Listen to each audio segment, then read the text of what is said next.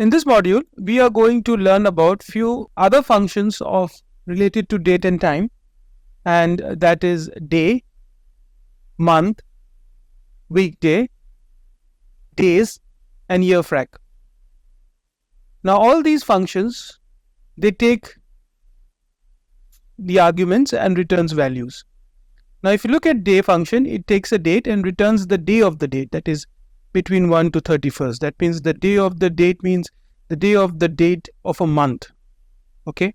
Similarly, month part of the date is returned in the form of 1 to 12. So if it's January, it returns 1. If it's February, it returns 2, and so on.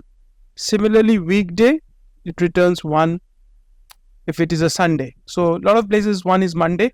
So depending on the return type, that 1 is returned, it means something. Normally 1 means Sunday or 1 means Monday, depending on the return type. So that we'll discuss. Days means between these two dates, the number of days. And year means between these two dates, the number of years.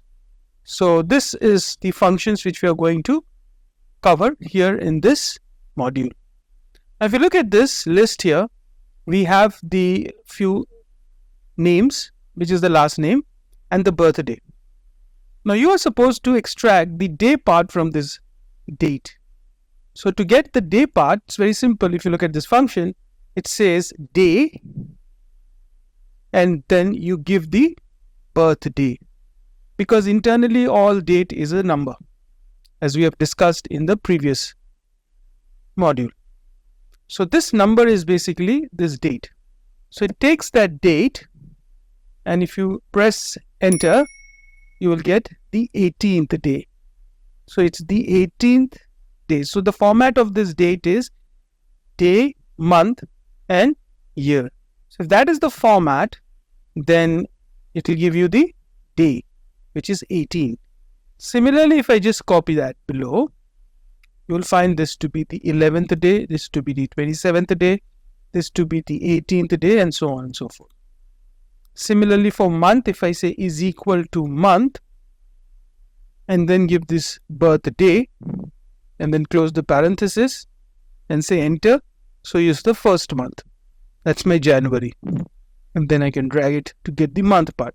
So what here I am doing is, I'm extracting the month part from the date, given date. Similarly, you can do the year part as well. Okay, so you'll say is equal to year, and then we can select this. So it extracts the year part as well.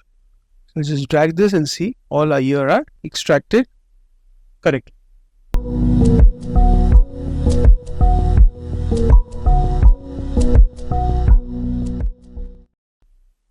Now a weekday.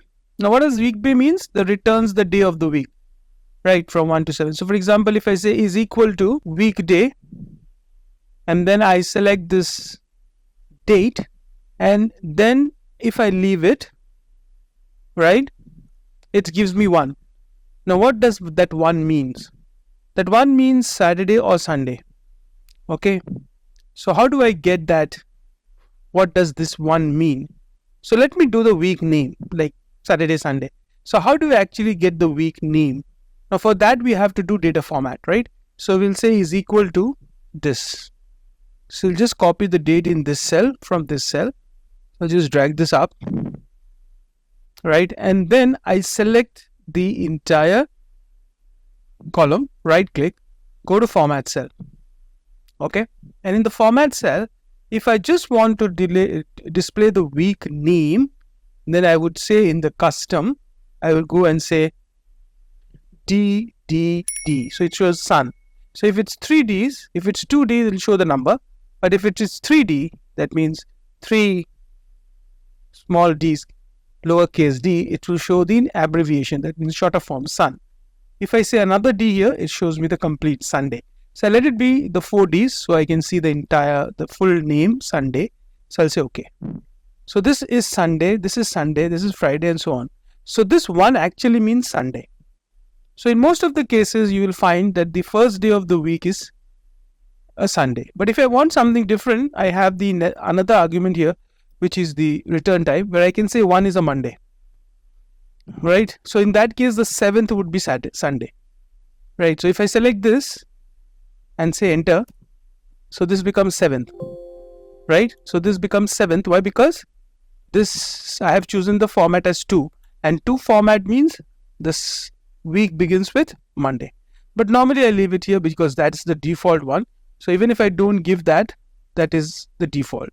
So here I can just drag it and just check. So this is also number 1, which is Sunday. This is the 6th day, that is Friday. This is the 7th day, which is Saturday. And therefore, we will get all these output. So here you will get all these functions to extract certain information from date. Right. Now, of course, we want to know the age over here. Now, how do I get the age of this person? Now, to get the age of this person is that I need to know the number of days which has been passed since this person was born, or the number of years which has passed. Now, I can do it in 2 ways. Number 1, I can say is equal to birthday minus today. But now I get minus. Why? Because today is larger. It's a bigger number. So I should put today in front. So I should say today,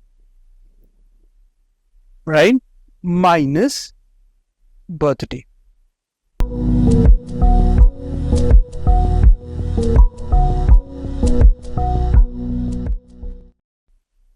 Now that is the number of days which has passed since his birth.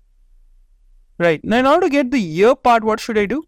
I should divide the entire thing with 365 days, right? Or 365 days.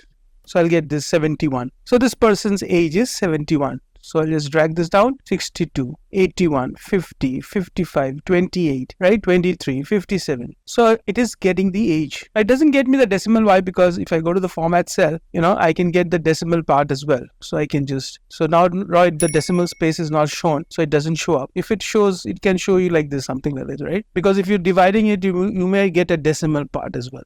So you want me to round it up. So you can say round as well here. So you can actually go here and format it and say, no, I don't want to show the decimal. So you can just leave that, which doesn't show. Another way of finding it that you don't want to minus this up. So here to, if you want the difference, there is already a built-in function called days. So you can use the is equal to days, right? Which takes the end date. So the end date is today, right? And then it takes the start date, which is the birthday. So if you give that function, it'll give you the number of day. Similarly, you need to divide it by 365. So that's another way of doing it. 365, 71. So you get the same. Now what? You can use the year frac. Now in the case of year frac, you don't need to do much. You just need to say year and start date and the end date. That is today. And it gives you the age. So these are the different ways of finding the age. Okay, so I think this is the one that's the best till now, whatever we have done. But those are the other way as well. So if you want the number of days, if you want to see it in days, then you can use this days function, where you can find the number of days which has passed between these 2 days, or the difference of these 2 days in that sense. Okay, so these are the functions which are really handy for you as far as your date is concerned.